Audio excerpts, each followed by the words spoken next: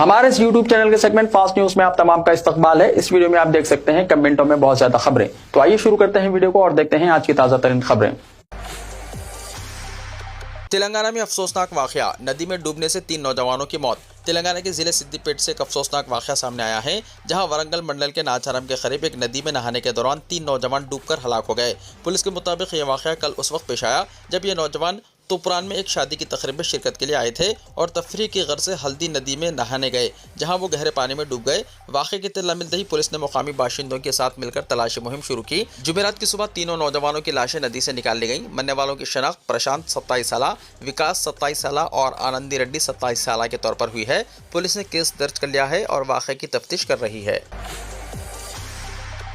Traffic को रोके बगैर गुजरात चीफ मिनिस्टर तेलंगाना का काफिला। चीफ मिनिस्टर तेलंगाना रेवंत रेड्डी ने चहारशंबे के रोज डीजीपी को हिदायत दी थी कि उनके काफिले की वजह से आम लोगों को किसी किस्म की परेशानी ना हो। इस सिलसिले में जुमेरात को उनका काफिला आम ट्रैफिक के दरमियान ही सफर करता रहा। यह खास बात रही कि वज़ीर आला शमशाबाद एयरपोर्ट से अपनी रिहाइशगाह तक काफिले के हमरा मामूल की ट्रैफिक के दरमियान ही गए। चीफ मिनिस्टर ने एक दिन पहले सीनियर पुलिस अफसरान को हिदायत दी थी कि उनके काफिले की आमदोरफ्त के लिए शहर भर में अवामी गाड़ियों को ना रोका जाए। उन्होंने ये भी कहा कि सड़कों पर आवाम को तकलीफ देने वाले इक़दाम से मुकम्मल तौर पर गुरेज किया जाए। इस पस मंजर में चीफ मिनिस्टर के काफिले की नकलो हरकत के दौरान ट्रैफिक को मुकम्मल तौर पर रोकने के बजाय ट्रैफिक पुलिस ने गाड़ियों को एक ही लाइन में चलने की इजाजत दी। तेलंगाना टीजी एपसेट 2026 का कल से होगा आगाज। जवाहरलाल नेहरू टेक्नोलॉजिकल यूनिवर्सिटी ने रियासत तेलंगाना में इंजीनियरिंग कोर्सेज में एडमिशन के लिए मुनक्किद होने वाले टीजी एपसेट 2026 एग्जाम्स के तमाम इंतजाम मुकम्मल कर लिए हैं। कन्वीनर डॉक्टर के विजय कुमार रेड्डी ने बताया कि एग्जाम्स 9 से 11 मई 3 दिनों तक जारी रहेंगे। रियासत भर में इस एग्जाम के लिए जुमला 2,10,766 उम्मीदवारों ने रजिस्ट्रेशन कराया है। तलबा की सहूलत के लिए रियासत तेलंगाना में मजबूरी तौर पर 125 इम्तिहानी मराकज़ कायम किए गए हैं ताकि शफाफ और पुरअमन तरीके से एग्जाम का इनेकाद यकीनी बनाया जा सके। एग्जाम्स रोजाना 2 सेशंस में मुनक्किद होंगे। सुबह का सेशन सुबह 9 बजे से दोपहर 12 बजे तक और दूसरा सेशन दोपहर 3 बजे से शाम 5 बजे तक। कन्वीनर डॉक्टर के विजय कुमार रेड्डी ने वाज़ेह किया है कि वक्त की पाबंदी सख्ती से नाफिज होगी। अगर कोई उम्मीदवार एग्जाम शुरू होने के वक्त से सिर्फ 1 मिनट की भी ताख़ीर से पहुंचता है तो इसे किसी भी सूरत में इम्तिहानी सेंटर में दाखिल होने की इजाज़त नहीं दी जाएगी। उम्मीदवारों को मशवरा दिया गया है कि वो सुबह के सेशन के लिए 7:30 बजे और दोपहर के सेशन के लिए 1:30 बजे तक इम्तिहानी मराकज़ पहुँच जाएँ और साथ ही अपने साथ हॉल टिकट, कम अज़ कम एक असली फ़ोटो ID कार्ड मसलन आधार कार्ड और एक बॉल पॉइंट पेन जरूर लाएं। मोबाइल फ़ोन कलाई पर बांधने वाली घड़ी, कैलकुलेटर और किसी भी किस्म के इलेक्ट्रॉनिक आलात एग्जाम हॉल में लाना सख्त मना है। एग्जाम खत्म होते ही उम्मीदवार अपने हासिल करदा नंबरात कंप्यूटर स्क्रीन पर देख सकते हैं। ताहम हतमी रैंक्स का ऐलान नॉर्मलाइजेशन के अमल के बाद फाइनल की बुनियाद पर किया जाएगा। हैड्रा ने परजवानी को 4 हफ्तों के लिए रोक दिया। Hyderabad disaster response and assets protection agency यानी हैड्रा की जानिब से इसके हफ्तावारी परजवानी प्रोग्राम को 4 हफ्तों के लिए रोक दिया गया है। इसका आइंदा सेशन 8 जून को होगा। हैड्रा के मुताबिक परजवानी प्रोग्राम के जरिए हज़ारों शिकायतें मौसूल हुई हैं और इन पर तरजीही असास पर तवज्जो दी जा रही है और हल किया जा रहा है। 4 हफ्तों के लिए इस प्रोग्राम को मुअत्तल करने का मकसद ज़ेर इल्तिवा शिकायतों का इजाला करना है। स्कूल्स में यकमुश्त या 50% यकसा फीस वसूल करने पर कार्रवाई की हिदायत। सरपरस्तों और औलिया तलबा की शिकायत पर तेलंगाना इंसानी हुकूक कमीशन में समाअत। स्कूल इंतजामिया की जानिब से सालाना फीस यकमुश्त वसूल करने या 50% फीस जमा करवाने के लिए मजबूर करने वाले इंतजामिया के अलावा स्कूल में किताबों और यूनिफॉर्म्स की फ़रोख्त करने वालों के खिलाफ सख्त कार्रवाई की जाएगी। तेलंगाना इंसानी हुकूक कमीशन ने वालिदैन और सरपरस्तों को होने वाले मसाइल के अलावा इन पर आयद किए जाने वाले मुआशी बोझ से मुतल्लिक़ दायर करदा मुकदमे की समाअत के दौरान कमीशन ने मिर्चल मलकाजगिरी डिस्ट्रिक्ट एजुकेशनल ऑफिसर को इस बात की हिदायत जारी की है। इंसानी हुकूक कमीशन ने बोडुप्पल में वाक़ एक खानगी स्कूल की जानिब से तालीमी साल 2026-27 की फ़ीस यकसा जमा करवाने के लिए वालिदैन और सरपरस्तों पर आयद किए जाने वाले दबाव की शिकायत की समाअत के बाद ये हिदायत जारी करते हुए DEO को इस बात की ताकीद की कि वो इन तमाम प्राइवेट स्कूलों के खिलाफ कार्रवाई यकीनी बनाएं जो यकसा या 50% सालाना फ़ीस वसूल कर रहे हैं और स्कूल के जरिए फ़रोख्त की जाने वाली किताबों की खरीदी को लाजमी करार देते हुए मखसूस दुकानों से यूनिफॉर्म खरीदने के लिए मजबूर किया जा रहा है। उन्होंने दस्तूर की दफ़ा 21 का हवाला देते हुए कहा कि तालीम बच्चों का बुनियादी हक़ है और तालीमी इदारों को तिजारती इदारों की तरह चलाने की कोई गुंजाइश नहीं है। कमीशन ने औलिया तलबा और सरपरस्तों पर आयद किए जाने वाले बोझ पर भी गहरी तशवीश का इजहार करते हुए कहा कि स्कूलों में फ़ीस को बाकायदा बनाने का निज़ाम बेहतर बनाने के इक़दाम किए जाने चाहिए और यकमुश्त फ़ीस की वसूली पर रोक लगाई जानी चाहिए। खवातीन के सेल्फ हेल्प ग्रुप्स को 27,000 करोड़ खर्च का मंसूबा, सीता अक्का ने कहा। तेलंगाना हुकूमत साल 2026-27 में खवातीन के सेल्फ हेल्प ग्रुप्स को 27,000 करोड़ खर्च फराहम करने का मंसूबा रखती है। वजीर बहबूदी खवातीन व अतफाल डी अनोसया सीता अक्का ने सेल्फ हेल्प ग्रुप्स के लिए सालाना क्रेडिट प्लान जारी किया, जिसके तहत 26,621 बिलासूदी खर्च की इजराई का मंसूबा है। उन्होंने कहा कि गुज़िश्ता साल बैंकों ने इन ग्रुप्स को 25,228 करोड़ खर्च फराहम किया था। वजीर ने बताया कि सेल्फ हेल्प ग्रुप्स के तहत 66 लाख अरकान हैं। हुकूमत 1 करोड़ खवातीन को करोड़पति बनाने का मंसूबा रखती है। इंदिरम्मा हाउसिंग के तहत रियासत भर में 4 लाख मकानात की मंजूरी। डबल बेडरूम मकानात का 20 मई को अलॉटमेंट। रियासती वज़रा के साथ श्रीनिवास रेड्डी का आला सतही इजलास। वजीर हाउसिंग पी श्रीनिवास रेड्डी ने कहा है कि हर गरीब और बेघर खानदान को इंदिरम्मा हाउसिंग के तहत मकान अलॉट किया जाएगा। रियासती वजीर ने कहा है कि तेलंगाना में अराजी तनाज़ात की यकसोई के लिए हुकूमत ने जामे हिकमत अमली तैयार की है। श्रीनिवास रेड्डी ने मुत्तहदा नलगुंडा और महबूब नगर अजला में इंदिरम्मा हाउसिंग स्कीम और अराजियात के मसले पर आला सतही जायजा इजलास मुनक्किद किया। सदर नशीन कानून साज कौंसिल जी सुखेंदर रेड्डी, नलगुंडा के इंचार्ज वजीर ए लक्ष्मण कुमार, रियासती वज़रा उत्तम कुमार रेड्डी, कोमटिरेड्डी वेंकट रेड्डी, वी श्रीहरि, जोपल्ली कृष्णा राव, हुकूमत के मुशीर जितेंद्र रेड्डी और नायब सदर नशीन तेलंगाना प्लानिंग बोर्ड डॉक्टर जी चन्ना रेड्डी ने शिरकत की। श्रीनिवास रेड्डी ने कहा कि इंदिरम्मा हाउसिंग स्कीम को दही इलाकों के बाद शहरी इलाकों में तोसी दी गई है। चीफ मिनिस्टर रेवंत रेड्डी की क़यादत में तेलंगाना हुकूमत गरीबों में खुशहाली के इक़दाम कर रही है। उन्होंने कहा कि इंदिरम्मा हाउसिंग के तहत ज़मीन रखने वाले खानदानों को मकान की तामीर के लिए 3 मराहिल में 5 लाख रुपए की इमदाद दी जा रही है। उन्होंने कहा कि अभी तक 4 लाख मकानात की मंजूरी दी गई है। श्रीनिवास रेड्डी ने कहा कि रियासती वज़रा और अवामी नुमाइंदों को इंदिरम्मा हाउसिंग स्कीम पर मौसर अमलावरी की निगरानी करनी चाहिए। उन्होंने कहा कि इस्तेफादा कुनंदगान के बैंक अकाउंट्स में इमदादी रकम डायरेक्ट मुंतकिल की जा रही है। उन्होंने कहा कि BRS दौरे हुकूमत में हाउसिंग स्कीम को नज़रअंदाज कर दिया गया था। उन्होंने कहा कि ज़ेर तकमील डबल बेडरूम मकानात को 20 मई को इस्तेफादा कुनंदगान के हवाले किया जाएगा। उन्होंने कहा कि ज़ेर तकमील मकानात की तामीर जल्द मुकम्मल करने की हिदायत दी गई है। हैदराबाद को हीट वेव से राहत मिली। IMD ने 10 मई तक बारिश की पेशनगोई की है। हैदराबाद के रिहायशी जो पिछले कुछ दिनों से शदीद गर्मी की लहर का मुशाहिदा कर रहे थे, बिलाखिर दर्जा हरारत में कमी के बाद कुछ मोहलत मिली और हिंदुस्तानी महकमे मौसमियात यानी IMD ने 10 मई तक बारिशों की पेशनगोई की है। हैदराबाद में 42 डिग्री सेल्सियस और तेलंगाना के दीगर अजला में 45 डिग्री सेल्सियस को अबूर करने वाले दर्जा हरारत में कमी आई है। दर्जा हरारत 35 डिग्री सेल्सियस से नीचे गिर गया। कल सबसे कम दर्जा हरारत 35 डिग्री सेल्सियस नागर कर्नूल जिले में रिकॉर्ड किया गया। हैदराबाद के मामले में सबसे कम दर्जा हरारत 36 डिग्री सेल्सियस था, जो खैरताबाद में रिकॉर्ड किया गया। यहां तक कि सबसे ज्यादा दर्जा हरारत निजामाबाद जिले में 42.8 डिग्री सेल्सियस रिकॉर्ड किया गया। दरियास्ता IMD हैदराबाद ने रियासत में 10 मई तक बारिश की पेशनगोई की है। इसने इतवार तक गरज चमक, आसमानी बिजली, तूफान वगैरह की भी पेशनगोई की है। गुमशुदा पासपोर्ट दोबारा हासिल करना अब निहायत आसान। अगर आपका पासपोर्ट खो गया है तो अब परेशान होने की जरूरत नहीं। हैदराबाद रीजनल पासपोर्ट ऑफिस ने शहरियों की सहूलत के लिए एक खुसूसी शऊर बेदारी प्रोग्राम का आगाज किया है, जिसका मकसद गुमशुदा पासपोर्ट के दोबारा हुसूल के अमल को शफाफ बनाना है। पासपोर्ट ऑफिसर जे स्नेहजा ने इस अमल की वजाहत की है। ऐसे अफराद जिनके पासपोर्ट गुम हो गए हैं, वो सबसे पहले मी सेवा सेंटर पहुंचकर पासपोर्ट गुमशुदगी की दरख्वास्त दें और अपनी तफसीलात फराहम करें। मुकामी पुलिस आपकी फराहम करदा तफसीलात की जाँच करेगी और एक हलफनामा यानी एफिडेविट जारी करेगी। पुलिस की जाँच के बाद मी सेवा से गुमशुदा सर्टिफिकेट हासिल करें। यह सर्टिफिकेट मिलने के बाद पासपोर्ट दोबारा जारी करने के लिए ऑनलाइन स्लॉट बुक करें। मुंतखब करदा तारीख पर पासपोर्ट सेवा केंद्र जाएं और अपने असल दस्तावेजात के साथ मी सेवा का जारी करदा सर्टिफिकेट पेश करें।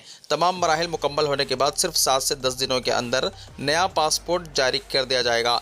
ऐसे अफराद जिनके पास अपना गुमशुदा पासपोर्ट का नंबर या दीगर तफसीलात मौजूद नहीं है, इनके लिए भी तरीक़ेकार वाज़े किया गया है। वो बराह रास्त RPO सेंटर पहुँचे और अपना शनाख्ती कार्ड, आधार कार्ड वगैरह की तफसीलात जमा कराएं। वहाँ मौजूद अमला डेटाबेस चेक करके आपके पुराने पासपोर्ट की तफसीलात फराहम कर देगा। ये तफसीलात मिलने के बाद आप मुतज़क्करा मी सेवा वाले अमल का आगाज़ कर सकते हैं। रीजनल पासपोर्ट ऑफिसर ने अवाम से अपील की है कि वो किसी एजेंट के चक्कर में आने के बजाय इस सरकारी और क़ानूनी तरीक़ेकार से इस्तेफ़ादा करें।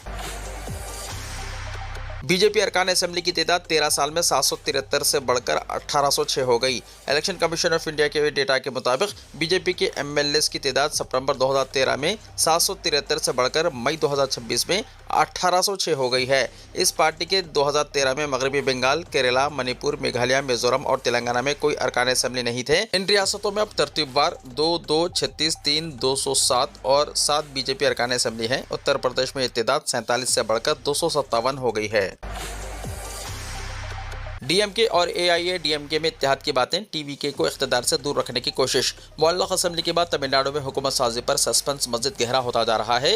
विजय के टीवीके ने गवर्नर के सामने हुकूमत बनाने का दावा पेश किया है, लेकिन इनसे मतलूबा अक्सरियत साबित करने के लिए कहा गया है। अदाकार से सियासतदान बने विजय की क़यादत में टीवीके हालिया इलेक्शन में सबसे बड़ी पार्टी के तौर पर उभरी है, जिसने 108 सीटें हासिल की, लेकिन फिर भी 234 रुकन असेंबली में हुकूमत बनाने के लिए दरकार अक्सरियत 118 अरकान से कम है। पार्टी को अक्सरियत हासिल करने के लिए कम से कम 10 मज़ीद एमएलएस की हिमायत दरकार है। दरियासना डीएमके और एआईएडीएमके के दरमियान मुमकिन बातचीत की इत्तलात ने सियासी सरगर्मियां तेज कर दी हैं। टीवीके के ज़राए के मुताबिक अगर डीएमके या एआईएडीएमके के हुकूमत बनाने का दावा पेश करने की कोशिश करती है तो पार्टी के तमाम 108 एमएलएस इस्तीफा दे सकते हैं। इसे एक बड़ा और जारिहाना सियासी इक़दाम करार दिया जा रहा है, जिससे रियासत की सियासत में अदम इस्तेहकाम मज़ीद बढ़ सकता है। दर हकीकत टीवीके को शुबा है कि डीएमके और एआईएडीएमके का इत्तेहाद विजय को इख्तिदार से दूर रखने की साजिश कर रहे हैं। इसकी रोशनी में डीएमके ने स्टालिन को हंगामी सियासी फैसले करने का इख्तियार दिया है। तमिलनाडु की सूरत हाल इस वक्त इंतहाई गैर यकीनी है। दूसरी जानिब टीवीके अक्सरियत हासिल करने की कोशिश कर रहा है।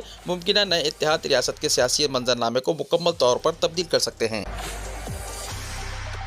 ईडी के धावे के दौरान 90वीं मंजिल से 500 रुपए के नोटों से भरे बैग नीचे फेंके गए। इन्फोर्समेंट डायरेक्टोरेट यानी ईडी ने पंजाब के मोहाली जिले में एक रिहायशी इमारत पर कार्रवाई की, जिसके दौरान 90वीं मंजिल से 500 रुपए के नोटों से भरे 2 बैग नीचे फेंके जाने का सनसनीखेज वाक़या पेश आया। हुक्काम के मुताबिक ये कार्रवाई खारट रेजिडेंशियल सोसाइटी में वाक़े वेस्टर्न टावर्स के फ्लैट नंबर 906 में की गई। तलाशी के दौरान ऊपर से फेंके गए बैग्स में 500 रुपए के नोटों की गड्डियां बरामद हुई, जो इमारत के ग्राउंड फ्लोर के करीब बिखरी हुई पाई गई। ईडी ज़राए के मुताबिक मोहाली और चंडीगढ़ में मजमूई तौर पर 12 मुकामात पर धावे किए गए, जिनमें बिल्डर्स और हाउसिंग प्रोजेक्ट से वाबस्ता अफराद के मकानात शामिल हैं। इस कार्रवाई के दौरान एक सरकारी ओहदेदार के करीबी साथी नितिन गोयल के घर पर भी तलाशी ली गई। इब्तिदाई इत्तलात के मुताबिक greater Mohali area development authority के लाइसेंस हासिल करने के लिए बड़े पैमाने पर जमीन घोटाले और आवाम से धोखाधड़ी के जरिए करोड़ों रुपए जमा करने के इल्जाम सामने आए हैं। मगरबी बंगाल में ममता बनर्जी के 10 अरकान असेंबली लापता। मगरबी बंगाल में सियासी हालात गर्म हो गए हैं। चीफ मिनिस्टर ममता बनर्जी ने कहा है कि अगर वो हार भी जाएं तो चीफ मिनिस्टर के ओहदे से इस्तीफा नहीं देंगी। पहले ही इंतखाबी शिकस्त के बाद तृणमूल कांग्रेस दबाव में थी और अब खबर है कि ममता बनर्जी की एक अहम मीटिंग में 9 से 10 अरकान असेंबली शरीक नहीं हुए। टीएमसी के 80 एमएलए कामयाब हुए थे, लेकिन इस इजलास में सिर्फ 70 अरकान की शिरकत की इत्तलात सामने आई हैं। ये इजलास रियासत में इख्तिदार खोने के बाद आइंदा की हिकमत अमली पर गौर करने और पार्टी कारकुनों में पाई जाने वाली मायूसी को दूर करने के लिए बुलाया गया था। तहम कुछ एमएलए की गैर हाजिरी के बाद पार्टी में इख्तलाफात और अंदरूनी तकसीम की खास आराइयां शुरू हो गई हैं। टीएमसी ने इन अफवाहों को मुस्तरद करते हुए कहा है कि गैर हाजिर रहने वाले अरकान ने पहले ही अपनी अदम मौजूदगी की इत्तला दे दी थी। गवर्नर ने मगरबी बंगाल असेंबली तहलील कर दी। ममता बनर्जी हुकूमत का 15 साला दौर खत्म। मगरबी बंगाल असेंबली की मुद्दतकार खत्म होते ही गवर्नर ने पूरी काबीना को तहलील कर दिया, जिसके बाद ममता बनर्जी चीफ मिनिस्टर के ओहदे पर नहीं रहीं। इस्तीफे को लेकर जारी सियासी रसाकशी के दरमियान ये पेशरफ्त बराह रास्त आईनी अमल के तहत हुई, जिसके साथ ही बंगाल में तकरीबन 15 बरस पर मुहित ममता हुकूमत का एक दौर अख्ताम को पहुंच गया। कोलकाता गजट में जारी नोटिफिकेशन के मुताबिक गवर्नर RN रवि ने मगरबी बंगाल असेंबली को तहलील कर दिया है और यह फैसला 7 मई 2026 से नाफिजुल अमल हो गया है। इसके साथ ही रियासती काबीना भी तहलील हो गई है और ममता बनर्जी की हुकूमत कानूनी तौर पर खत्म हो गई है। नोटिफिकेशन में कहा गया है कि गवर्नर RN रवि ने हिंदुस्तानी आइन की दफ़ा 174 के क्लास 2 के सब क्लास B के तहत हासिल इख्तियारात का इस्तेमाल करते हुए असेंबली तहलील की। इस दस्तावेज पर बंगाल के चीफ सेक्रेटरी दिशनेत नारीला की दस्तखत भी मौजूद है। इस फैसले के बाद 17वीं मगरबी बंगाल असेंबली की मुद्दत मुकम्मल तौर पर खत्म हो गई है, जबकि 9 मुंतखब अरकान के साथ 18वीं कानून साज असेंबली की तश्कील की राह हमवार हो गई है। काबिल जिक्र है कि ममता बनर्जी ने अब तक अपने वज़ीर आला के ओहदे से इस्तीफा नहीं दिया है। बंगाल असेंबली इंतखाब के नतायज 4 मई को आए थे, जिसमें बीजेपी को 207 और टीएमसी को 80 सीटों पर जीत हासिल हुई थी। इंतखाबी नतायज आने के बाद ममता बनर्जी ने इलेक्शन कमीशन और बीजेपी पर संगीन इल्जाम आयद किए थे। उनका कहना था कि तकरीबन 100 सीटों पर बेईमानी से टीएमसी को हराया गया है। ममता बनर्जी ने कहा था कि वोटर लिस्ट के खुसूसी गहरे नजरसानी यानी SIR में तकरीबन 31 लाख नाम हटाए गए और बीजेपी को टीएमसी से 32 लाख से ज्यादा वोट मिले हैं। मुंबई में एक ही खानदान के 4 अफराद की पुरअसरार अमवात का सनसनीखेज इंकशाफ। तरबूज नहीं चूहा मार जहर निकला कातिल। मुंबई में पेश आए सनसनीखेज वाक़े में फॉरेंसिक जांच ने तस्दीक की है कि एक ही खानदान के 4 अफराद की मौत तरबूज खाने से होने वाले फूड पॉइजनिंग से नहीं बल्कि जहर की वजह से हुई। हुक्काम के मुताबिक मुतासरीन के जिस्मों और खाए गए फल के नमूनों में चूहे मारने वाला जहरीला मादा पाया गया है। ये बड़ा इंकशाफ उस वक्त सामने आया जब पोस्टमार्टम रिपोर्ट में मुतासरीन के अंदरूनी आज़ा में सब्ज़ रंगत पाई गई जो जहर के असरात से मुताबिकत रखती है। मतूफिन में 45 साल अब्दुल्ला, उनकी 35 साल अहलिया नसरीन और 2 बेटियां 13 साल ज़ैनब और 16 साल आयशा शामिल हैं। खानदान ने अपने घर में रिश्तेदारों के लिए दावत का एहतमाम किया था, जहाँ मटन पुलाव पेश किया गया। रिश्तेदारों के जाने के बाद रात तकरीबन 1 बजे खानदान ने तरबूज खाया। सुबह 5 बजे के करीब चारों अफराद को शदीद क़य और दस्त शुरू हो गए और चंद ही घंटों में सबकी मौत वाक़ हो गई। फॉरेंसिक रिपोर्ट के मुताबिक मौत की वजह मोहलिक चूहा मार जहर करार दिया गया। डॉक्टर ने मुतासरीन के जिस्म में जंग फास्फाइट नामी जहरीला केमिकल पाया, जो आमतौर पर चूहा मारने वाली दवा में इस्तेमाल होता है, जबकि यही मादा तरबूज के नमूनों में भी मिला है। तहकीकात जारी हैं कि आया ये जहरीला मादा इत्तेफाकन फल में शामिल हुआ या किसी ने जानबूझकर इसे इंजेक्ट किया। इब्तिदाई रिपोर्ट में यह भी इंकशाफ हुआ था कि मुतासरीन के दिमाग, दिल और आंतों समेत बाज़ आज़ा सब्ज़ हो गए थे, जो जहर की वाज़ेह अलामत है। मज़ीद ये कि अब्दुल्ला के जिस्म में मुआरिफिन नामी ताकतवर दवा के आसार भी मिले, जिस पर तफ्तीशकार मुख्तलिफ पहलुओं से गौर कर रहे हैं। पुलिस ने इब्तिदाई तौर पर हादसाती मौत का मुकदमा दर्ज किया था और दावत में शरीक इन मेहमानों के बयानात कलमबंद किए गए, जिन्होंने पुलाव खाया था मगर वो महफूज रहे।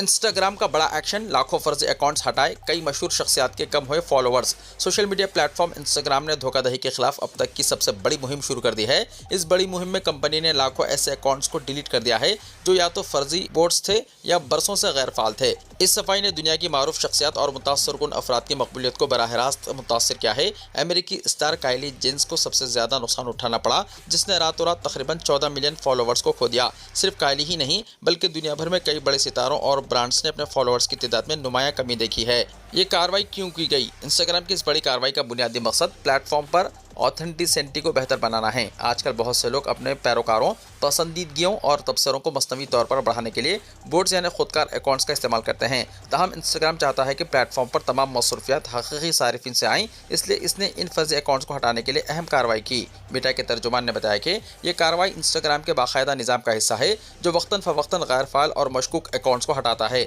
ये फ़ाल सारिफिन को मुतासर नहीं करता। अगर कोई तस्दीक़शुदा अकाउंट गलती से मुअत्तल हो जाता है तो इसे बाद में बहाल कर दिया जाता है और इसके पैरोकारों की तादाद को अपडेट कर दिया जाता है। कोविड से भी मोहलिक हंटा वायरस का खतरा, क्रूज शिप पर 3 हलाकतें, दुनिया भर में हाई अलर्ट। आलमी इदारे सेहत ने एक खतरनाक जानलेवा वायरस के फैलाव पर दुनिया भर को अलर्ट कर दिया है, जिसे कोविड से भी ज्यादा मोहलिक करार दिया जा रहा है। आलमी इदारे सेहत के मुताबिक हंटा वायरस तेजी से फैल रहा है और यह निहायत खतरनाक साबित हो सकता है। वायरस पर काबू पाने के लिए मुख्तलिफ ममालिक के साथ मिलकर इक़दामात किए जा रहे हैं। यूरोपीय मुल्क नीदरलैंड के डिच क्रूज शिप में हंटा वायरस से 3 अफराद की मौत हो गई। इस जहाज में 23 ममालिक से ताल्लुक़ रखने वाले 149 मुसाफिर सवार थे। आलमी इदारे सेहत ने वायरस के फैलाव को रोकने के लिए मुख्तलिफ ममालिक को चौकस रहने की हिदायत दी है। जहाज जनूबी अमेरिका और अंटार्कटिका के सफर के बाद खबरों में आया। मुख्तलिफ ममालिक की सेहत एजेंसियां अब मुतासरा मुसाफिरों और उनके राब्तों की जांच कर रही है। माहिरीन के मुताबिक हंटा वायरस उमूमन चूहों के जरिए फैलता है। ताहम इस केस में एंडीज वायरस पाया गया, जो बास हालात में इंसान से इंसान में भी मुंतकिल हो सकता है और यह ज्यादातर अर्जेंटीना और चिली में पाया जाता है। तहकीकारों ने खदशा जाहिर किया है कि मौसमियाती तब्दीली इस वायरस के फैलाव में इजाफा कर रही है। बढ़ते दर्जा हरारत और बदलते माहौल की वजह से चूहों की तादाद और फैलाव में इजाफा हो रहा है, जिससे बीमारी के केसेस बढ़ने का खतरा है। अर्जेंटीना के महकमे सेहत के मुताबिक 2025 के वसत से अब तक हंटा वायरस के 100 से ज्यादा केसेस रिपोर्ट हो चुके हैं, जबकि आलमी इदारे सूरत हाल पर मुसलसल नजर रखे हुए हैं।